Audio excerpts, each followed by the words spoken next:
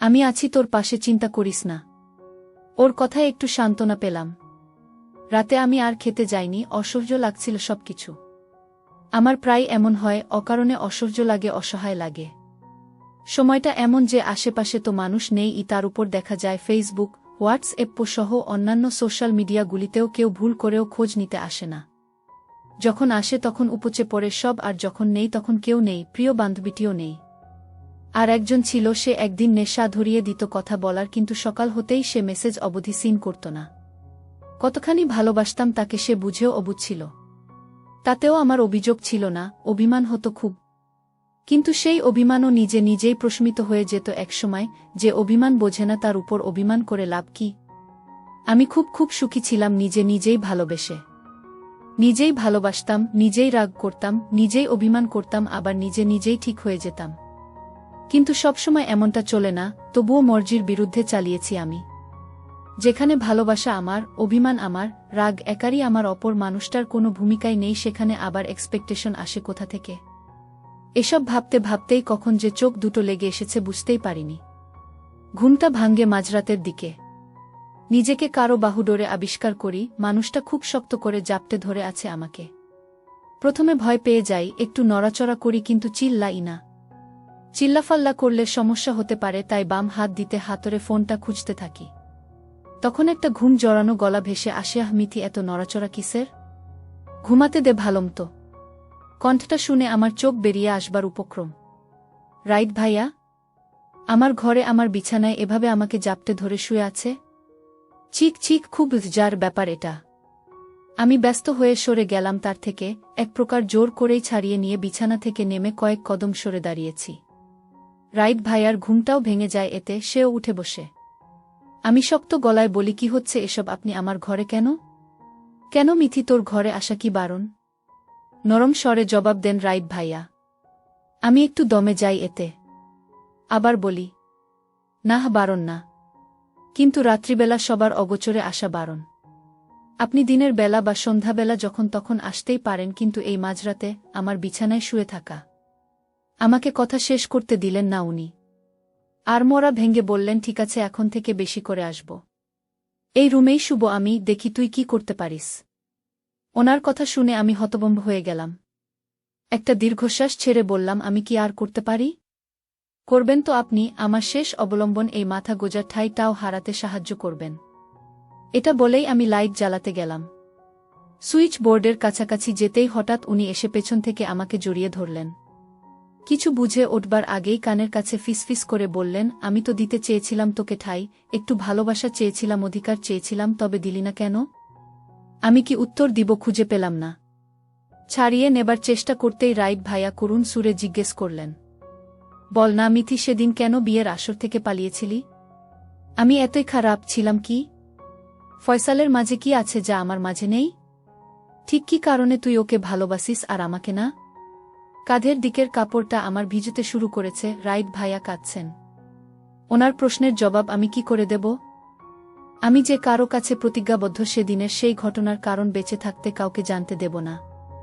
বেশ কিছুক্ষণ আমার জবাব না পেয়ে রাইট ভাইয়া হাল ছেড়ে দিলেন, কিন্তু আমাকে না ছেড়ে কোলে তুলে নিয়ে বিছানায় বসালেন। তারপর আমাকে ইশারায় জামু ফেলে বসতে বললেন। আমি যেন কাঠের পুতুল, তার নির্দেশনা ফলো করছি। পা ভাঁজ করে বসতেই উনি ফট করে আমার কোলে মাথা রেখে শুয়ে পড়লেন, কোমর দুহাতে পেঁচিয়ে উবু হয়ে শুয়ে পড়লেন। আমাকে কিছু বলতে না দিয়ে আবার নিজেই বললেন, আমার মাথা খুব যন্ত্রণা করছে, প্লিজ চুলগুলো টেনে দে, আমি ঘুমোবো, আর খবরদার নড়াচড়া করেছিস তো? কিন্তু এভাবে কিভাবে? এভাবেই করতে হবে, নইলে রাগের মাথায় কি করে ফেলবো ঠিক নেই। খবরদার আমাকে রাগাবি না। আমি একটা দীর্ঘশ্বাস গোপন করে ওনার মাথার চুল টেনে দিতে লাগলাম। আমি এক সময় অজান্তেই তার সাথে অন্যায় করেছি, আবার কিছুদিন পরই তার থেকে ফের বহুদূর চলে যাচ্ছি। এ যাবৎ তো তার অবাধ্য হয়েই এলাম, আজ না হয় একটুখানি। ফয়সালের ব্যাপারটা যেন তখন আমি ভুলেই বসেছি। আমার চিন্তা তখন আমার সামনে থাকা ওই রাগী মানুষটার মাঝে সীমাবদ্ধ। পরদিন বেলা 1-1-1-2টার দিকে ডাক্তারের চেম্বার থেকে বের হতেই সিমির সাথে দেখা হলো ফয়সালের। ফয়সাল সিমিকে দেখে বেশ খানিকটাই চমকে গেছে, তেমন সিমিও। ফয়সালই আগে আমতা আমতা করে বলে, আরে ছোট আপু, তুমি এখানে? জি, ওই তো মাকে নিয়ে এসেছিলাম ডাক্তার দেখাতে। কিন্তু আপনি এখানে কেন ফয়সাল ভাই? ডক্টর কিবরিয়ার চেম্বারে আপনি কেন? Anything serious? আমি আমি তো এসেছিলাম। আমি তো এখানে আমার বন্ধুর রিপোর্ট দেখাতে এসেছিলাম ডাক্তারকে। আরেহি সিরিয়াস কিছু না, ওর মাইগ্রেইন এর প্রবলেম তো, এটা ও জানত না। পরে ডাক্তারের কাছে এসে বলায় কিছু টেস্ট করালো, ওই রিপোর্টই আমি দেখাতে এসেছিলাম। আমতা আমতা করে বলল ফয়সাল। ও আচ্ছা, তো আপনি ভালো আছেন? হ্যাঁ ওই তো। কথা বাড়াবার আগে ফয়সালের একটা কল আসলো। ফোনটা বের করে এক্সকিউজ মি বলে সে সাইডে কথা বলতে গেল। সিমি ডাক্তারের চেম্বারটাতে আরেকবার চোখ বুলাল। আরেহি, এখানে তো লেখা আছে ডক্টর আদিত্য কিবরিয়া কার্ডিওলজিস্ট, তাহলে ফয়সাল মিথ্যে বলল কেন? ফয়সাল ফোনে কথা শেষ করে বেশ দূর থেকে সিমিকে বলল, ছোট আপু, আমার খুব জরুরি কাজ পড়ে গেছে। তুমি প্লিজ কিছু মনে করো না, আমি আসলাম, ভালো থেকো। সিমি ডাকার সুযোগ পেল না, তার আগেই ও চলে গেল। সিমি ওখানে দাঁড়িয়ে ভাবতে লাগল, আচ্ছা ফয়সালের কি কিছু হয়েছে? এই ঘটনাটা কি মিথিকে জানানো উচিত নাকি না? কি করবে না করবে ভাবতে ভাবতেই রামিমকে ফোন দিল সে। রামিমই হয়তো কিছুটা জানতে পারবে, আবার সাজেশনও দিতে পারবে। রামিম সিমির বয়ফ্রেন্ড আর ফয়সালের খুব ভালো বন্ধু।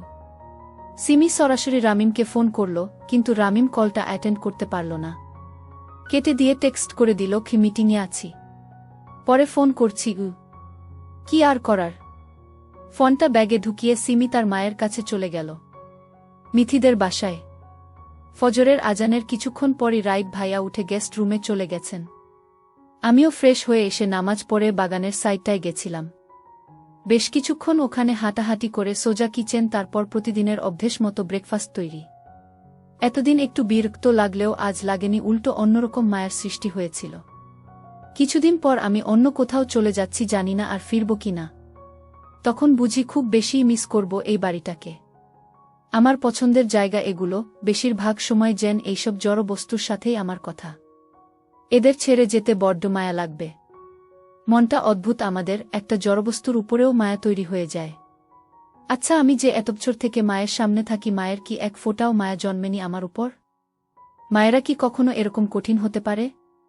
সকালের নাশতার পর মোটামুটি ঘর গুছানো শেষে বসে গল্পের বই পড়ছিলাম, তখনই বাইরে থেকে মায়ের উচ্ছ্বাসিত গলা শোনা যাচ্ছিল। ফুপ্পিকে বলছিল, কতদিন পর আমার ছেলেটাকে দেখব আপা। আমার কলিজার টুকরাটা কতদিন আমাকে ছেড়ে ভিন দেশে থাকল।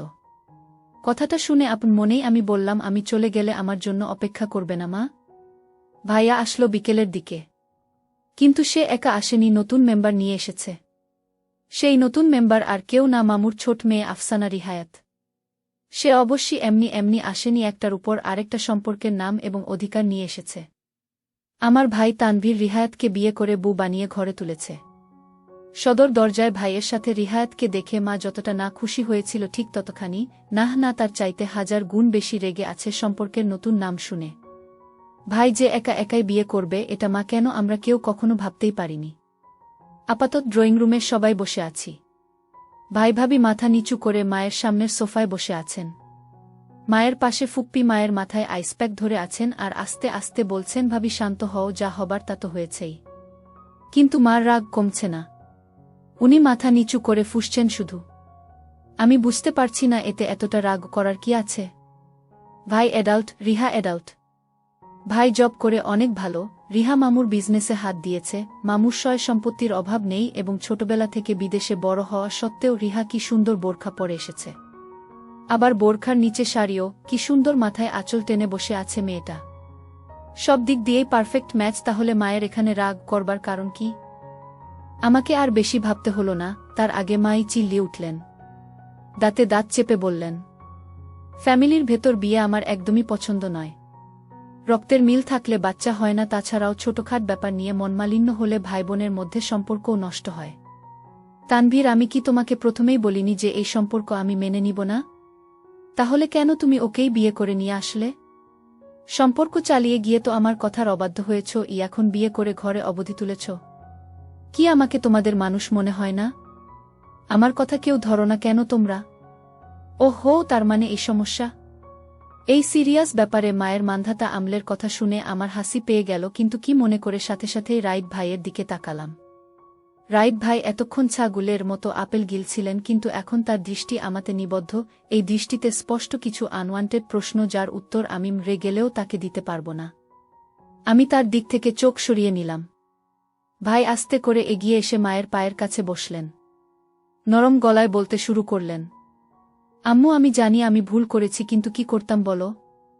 ভালোবাসা জিনিসটাই এমন, আমি রিহাকে খুব বেশিই ভালোবাসি। এখন ওকে ছেড়ে আসা আমার পসিবল ছিলই না। ও সুইসাইড অ্যাটেম্পট করেছিল জানো? আমি চলে আসার দুদিন আগে অনেকগুলি স্লিপিং পিলস খেয়ে ফেলেছিল মেয়েটা। মামু আমার পায়ে পড়েছিলেন ওকে আপন করে নেবার জন্য। নিজের চোখের সামনে ভালোবাসার মানুষটার এই অবস্থা আর মামুর আর্তনাদ আমি সহ্য করতে পারিনি। মা, তুমি আমাকে মাফ করো আম্মু, আমি আশা করেছিলাম তুমি আমাকে ভুল বুঝবে না। রিহাকে তুমি প্রচণ্ড ভালোবাস, এটা আমি জানি। আমি ভেবেছিলাম বিয়ে করে আনলে তুমি ওকে মেনে নিবেই। কিন্তু আম্মু, একটা সুযোগ অন্তত ওকে দিয়ে দেখো প্লিজ। রিহাও মায়ের কাছে এসে কেঁদে ফেলল। আমারই তো মায়া হচ্ছে এদের জন্য। মা অনেক কঠিন মানুষ, ওনার মনের বরফ গলল না।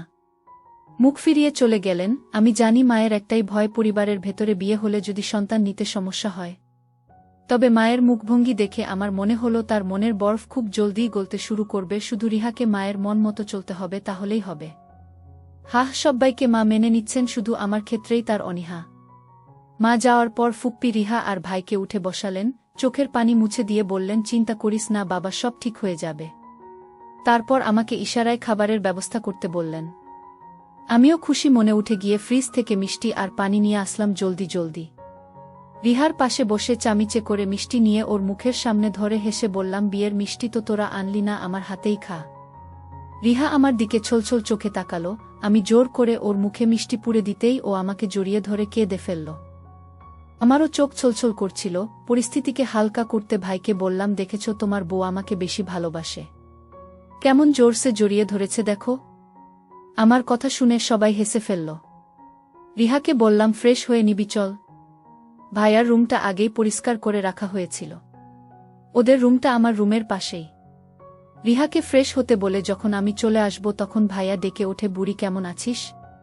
আমি এই ডাক্তার অপেক্ষা করছিলাম। ছুটে ভাইয়ার বুকে গিয়ে হু হু করে কেঁদে দেই। ভাইয়া মাথায় হাত বুলিয়ে বলে, সরি বাচ্চা, এই কদিন ঝামেলায় তোর খোঁজ নেওয়া হয়নি। লন্ডন যাবার ব্যাপারে বাবাকে কিছু বলেছিস? আমি ভাইয়ার দিকে অবাক চোখে তাকাই। ভাইয়া হেসে বলে, আমি আমার একমাত্র বোনটার সব খবরই রাখি। বলে আমার মাথায় একটা চুমু খায়। আমি ভাইয়াকে বলি, তোমাকে অনেক মিস করেছি ভাইয়া। আমিও করেছি পাগুলি, এখন তো এসে গেছি। আর একদম কাঁদিস না। হু, আচ্ছা তুমিও ফ্রেশ হও, এখন আমি তোমাদের খাবারের ব্যবস্থা করছি। আচ্ছা যা। ভাইয়ার রুম থেকে আমি সোজা কিচেনেই চলে আসি। আজ ভাইয়ার পছন্দের রান্না হবে সব। ফ্রিজ থেকে মাছ মাংস বের করে ভিজিয়ে রেখে শাক সবজি কাটছিলাম। আব্বু ফোন করে জানায় আজ রাতে উনিও আসছেন। আমার কিছু লাগবে কি না? ছোটবেলার মতোই আবদার করি, আমার জন্যে চকলেট আর আইসক্রিম নিয়ে আসবে কিন্তু। আব্বু হেসে বলেন, নিয়ে আসবেন। ফোনটা রাখতেই কেউ একজন বলে ওঠে, এখনো চকলেট আইসক্রিম খাইতে হবে? তুই কি বাচ্চা? আমি পেছন ঘুরে দেখি এই কেউ একজনটা আর কেউ নয়, রাইট ভাইয়া। ওই সবজি কাটতে কাটতেই আমি বলি, চকলেট আইসক্রিম কি শুধু বাচ্চাদের জন্যই নাকি? সবাই খায়। ওগুলো খাওয়ার জিনিস? সব অখাদ্য কুখাদ্য। নাক সিটকিয়ে বলে রাইট ভাইয়া। আমিও হেসে বলি, কেন হিংসে হয় কেউ এনে দেয় না জন্য? আসছে আমার নাকি হিংসে হবে এসব অখাদ্যের জন্য? রাইদের এত ছোটখাট ব্যাপার নিয়ে হিংসে হয় না। হিংসুটে তো তুই বিরাট বড় হিংসুটে। কি আমি হিংসুটে? কে বলেছে আপনাকে? আচ্ছা তুই হিংসুটে না তাই না? ভুলে গেছিস সব? আমি যখন সেকেন্ড স্ট্যান্ডার্ডে তখন আমার ফ্রেন্ড কিছু নোটস দিতে বাসায় আসলো আর এসে আমায় প্রপোজ করল, তাও আবার রজনীগন্ধা দিয়ে। আর তুই কি করলি তখন?